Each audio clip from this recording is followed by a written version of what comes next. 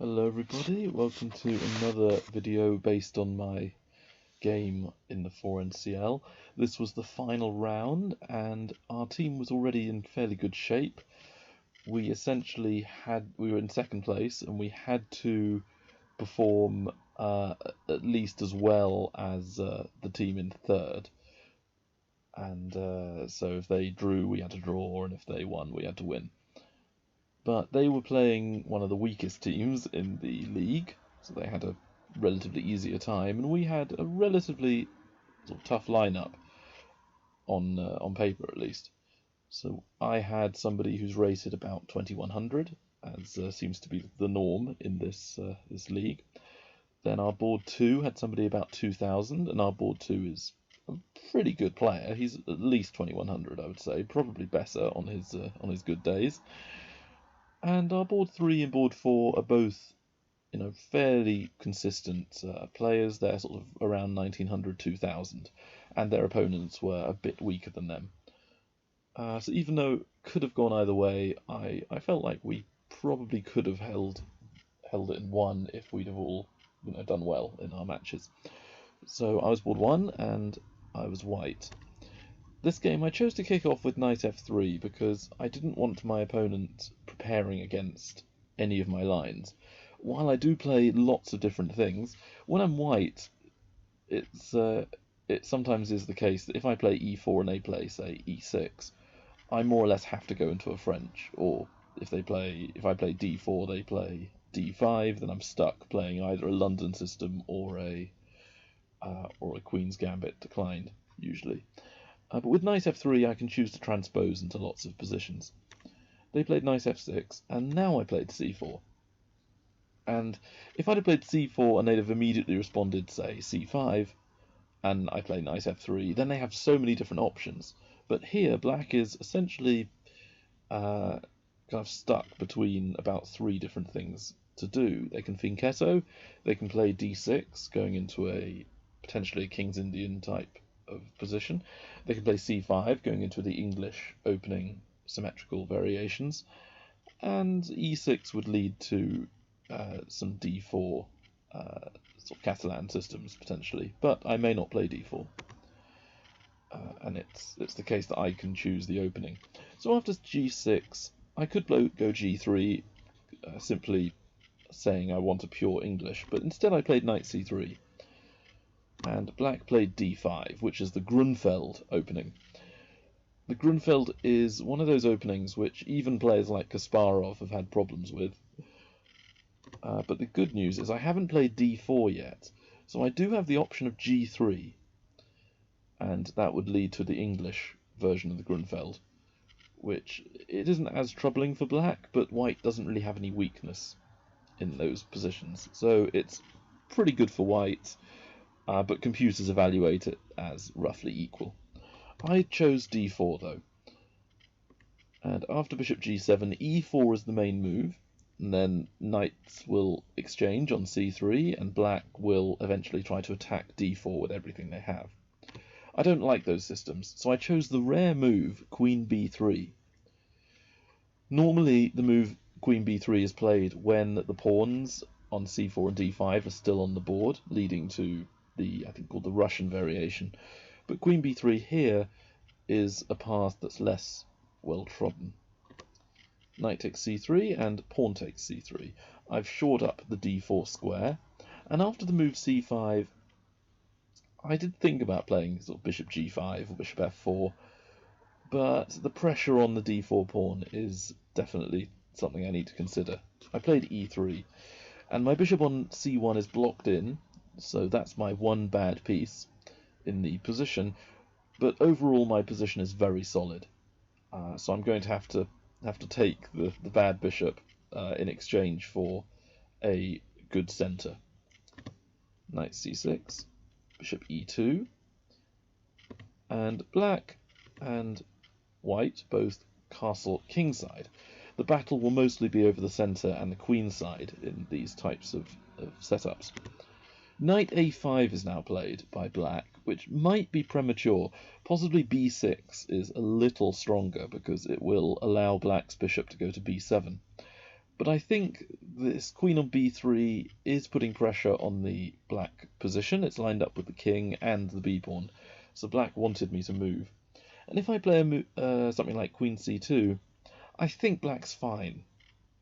I wanted to keep the pressure with queen a3. It's a very bizarre looking move, but there's often positions, even in the French and in a few other main line openings, where black will play queen a6 with similar ideas. I'm aiming obviously at the knight, but also at the pawn on c5, and later on the e7 pawn.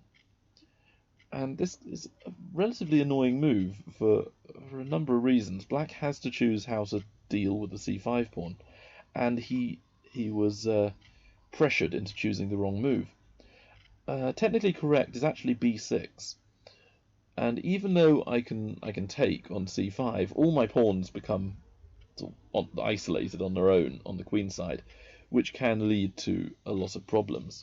So for example, b6, black may even choose not to take on c5 and play queen c7. And then the c3 pawn is going to be a big target over the next few moves. The rook on a8 will suddenly become active later in the game on the a file, and the bishop on c8 can go to a6, b7, f4, f5 or g4, even e6 as well. So black has so many options and piece activity in exchange for a pawn, which they may win back anyway, because my bishop on c1 is either going to get tied down to guarding the pawn and I'll be really inactive, or I'll simply give the pawn away to try and get the activity returned to white. So this may have been the best option, and I would have had to think hard over whether to take or not. I may not have done that and played like rook b1 or bishop d2 or some other move which is less critical. So instead c4 was chosen, which to me is a weakness, because that knight on a5 is now tied down to guarding c4, and my pawn structure in the centre of the board is extremely solid. But unfortunately I chose the wrong move. Because d4 is no longer being pressured as much by black, I can now take the time to play pawn e4 and then bishop e3 or g5. But I've had games similar to this where I've played e4 and then all of a sudden f5 comes in.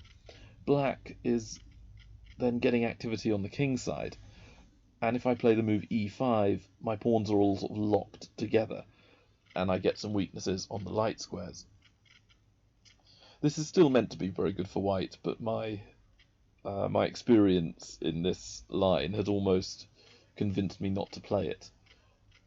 So that may not have been good for me to shy away from the complications.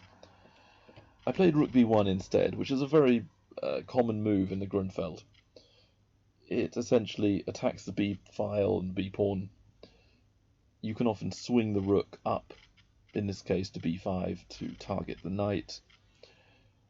You've improved one of your pieces. I thought this was a good candidate move. Black went straight for the rook, and I then took the time to play rook b5. The other thing black's bishop was doing, though, was preventing me playing e4, which was a move I was considering after rook b1. Here black played pawn b6. Now I can't play e4. If you want to prepare it with a move like knight d2, you're playing very passively, and I had the impression that black could either play a6 to force my rook all the way back to b2, or even moves like queen c7 to improve and connect the rooks. And again, I don't feel I'm getting enough. I played knight e5 with a couple of plans. One of them is to attack the c-pawn. Black defended.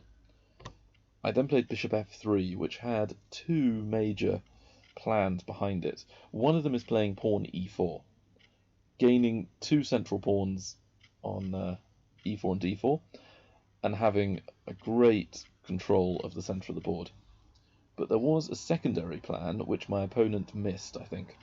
They played f6, and the idea behind this is essentially to stop me playing e4, because when I play knight g4, then possibly black can play moves like queen d7, which will then leave me in a bit of a jam, because after knight g4, queen d7, my knight is being attacked twice, and my rook is also in danger from the queen.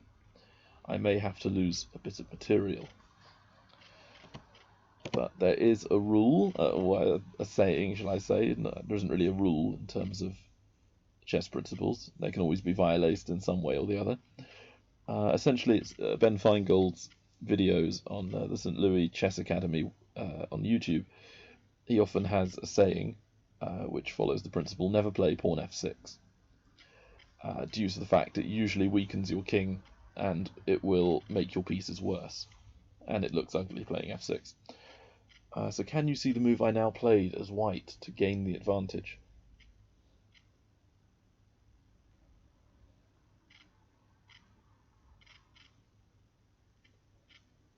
I thought it was a nice move. Rook takes a5.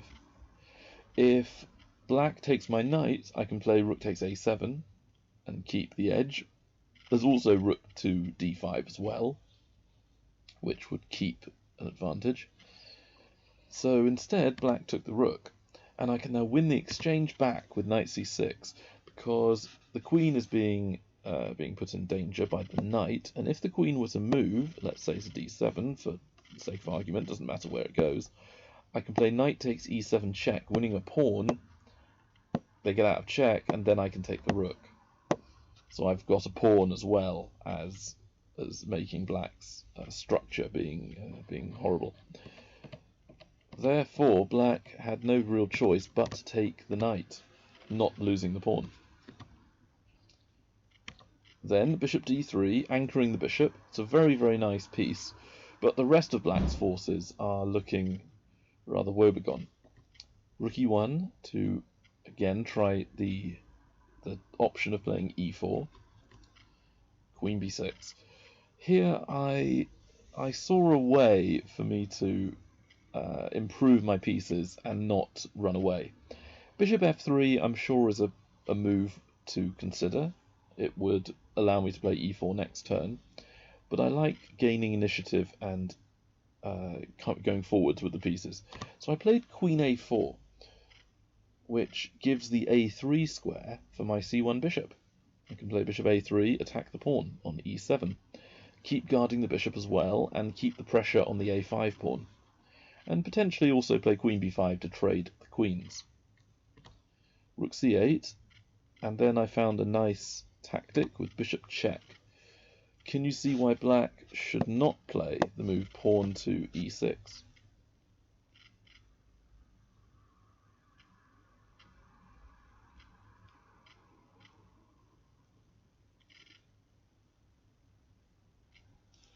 I have a tactic.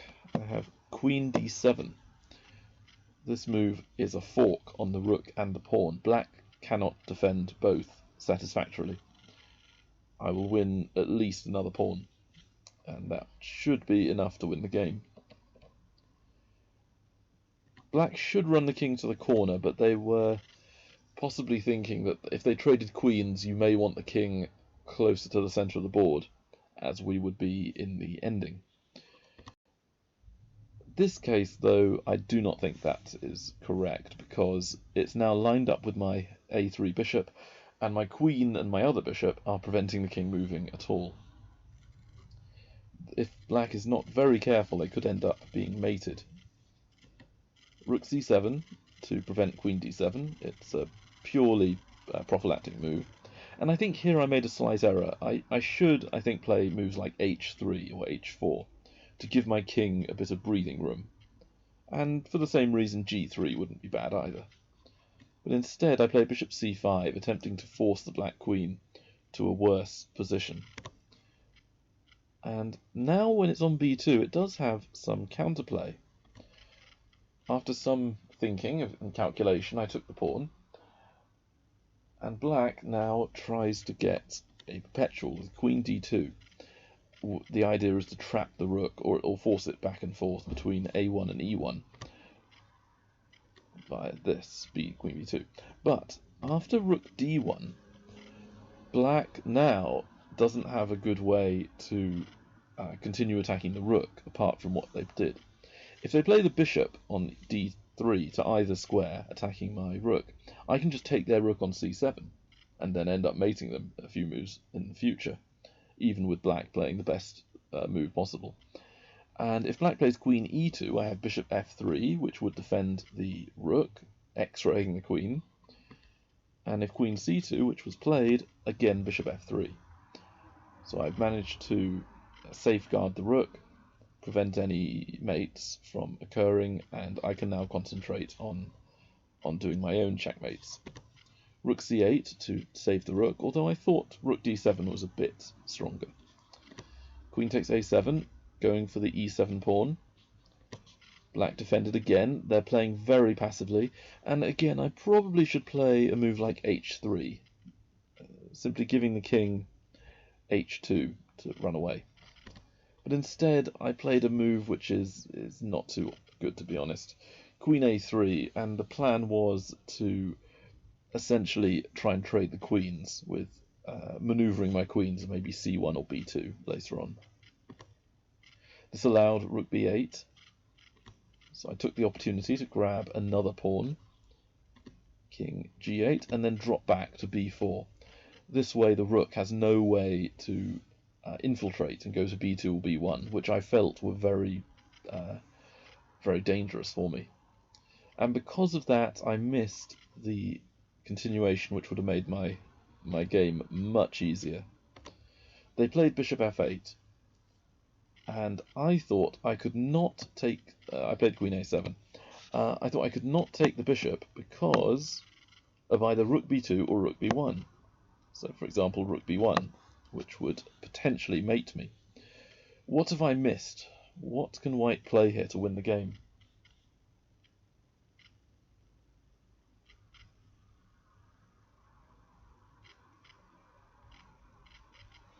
The sequence is a little tricky, but bishop d5 check is the first move, king h8 is the only option, and here you can actually sacrifice bishop g7. King takes, then queen e7. So if king h8, queen f8 is checkmate. And if king h6, again queen f8. Now here's what I've missed. If king h5, bishop f3 would simply improve my position and lead to the same thing. Then I have h4, check, and I had thought that, yeah, if the king takes the pawn on h4, queen h6 is mating, and if king h5, bishop f3, and then king takes pawn, queen h6. But in my head, I'd seen this position, and I could not see how to win. I thought that things could be very awkward. Maybe I have to take a draw. Or maybe it's sort of level and I can do rook takes rook, queen takes back, king h2, and then like queen takes pawn on a2, and it looked complicated. I wasn't certain I was winning. But of course I've missed the move queen c8 checkmate. So if I'd have just spent a few minutes extra looking at this position, which did feel in my gut, in my sort of intuition, that there should be a win for white. I had missed this backwards move, queen c8, or move that went further away from the black king. And if I did take and the rook took back, then I'm also completely winning after bishop to d5 again. If king h8, I take the rook, and if king g7, I play queen e7 check. If the rook blocks, I take, and wherever the king goes, I take the rook. And we'll get the same position except black being without a rook. So now this would obviously be winning for white. And I did not take the bishop. I instead played the inferior move, queen a7, which I had thought would allow me to trade a piece. Because if the rook moves sideways, then I can take the bishop, and I'd seen that I could play bishop d5 afterwards without any chance of black playing rook b1. And if they do bishop takes bishop, I take the rook first with check, and I'm easily ahead. And their move was rook takes, in which case I took with the pawn. And at this point I felt like I had a fairly easy win. If black takes my pawn, queen b8 check. And again their bishop is forced backwards and I've got the initiative and can continue fighting. However, a rather anticlimactic finish was that black ran out of time. He was very low on time for the last 10 moves or so, and I had about 20 minutes on my clock. I was happy to win, and the good news was the team won. I believe our board 2 also won his game, and I can't remember, I think it was board 4 won their game as well. So we've got promoted. We're going to be in Division 1 in January in the 4NCL. And that will mean that if I'm still board 1 and we don't have any new recruits who are IMs or the like, I will probably be playing title players every single game, which will mean a lot fewer wins for me. But I'm always happy to play stronger opponents. Hope you found some of this interesting in the video, and see you next time. Bye.